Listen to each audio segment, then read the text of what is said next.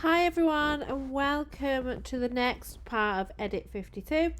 So today I'm going to show you how I would fade the backdrop into the floor. So I'm very quickly just going to fix this.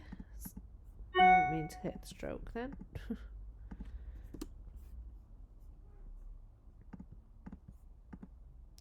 Okay, so I'm going to show you how I would fade this backdrop into the floor so that we've got that nice natural fade rather than a stop start.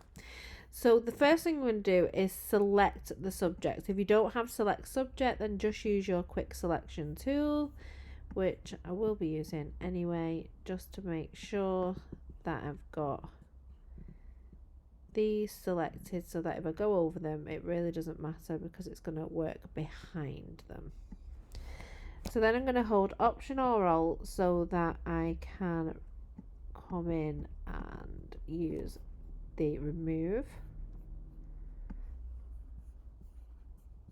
So it's plus and minus, and by holding Option or Alt, you are using the minus.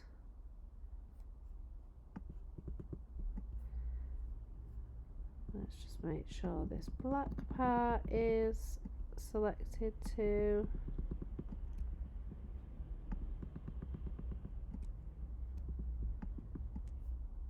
Okay, so then I'm going to click Command J or Control J, depending whether you're Mac or Windows, and that will copy that selection onto its own layer.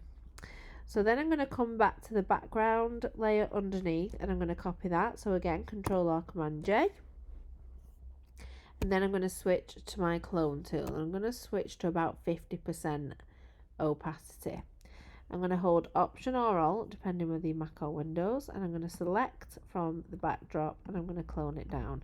And I'm simply just going to keep cloning until the line has disappeared along here.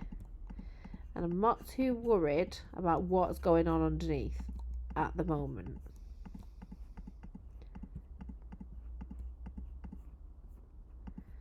So you want to make sure though that it's not too repetitive. So what you can do is switch back up to 100 and just start cloning some of the pattern back in.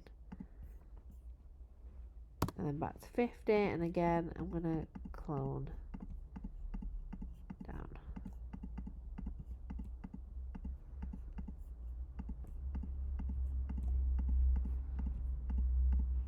So then as I get further down, let me just clone this pattern in. So I'm making sure that it's not too repetitive. I'm mixing it up a little bit.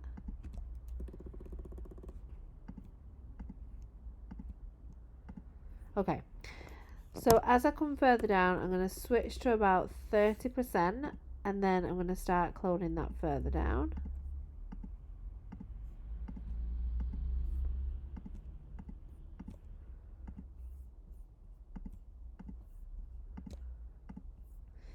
And then what I will do is add a layer mask, switch to my black brush at 20% opacity, and then I'm just going to start bringing a little bit of this floor back.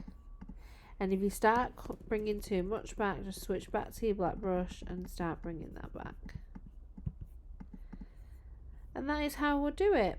I wouldn't necessarily have the backdrop this blue either, so once you turn that down, I'm going to mask that off the floor.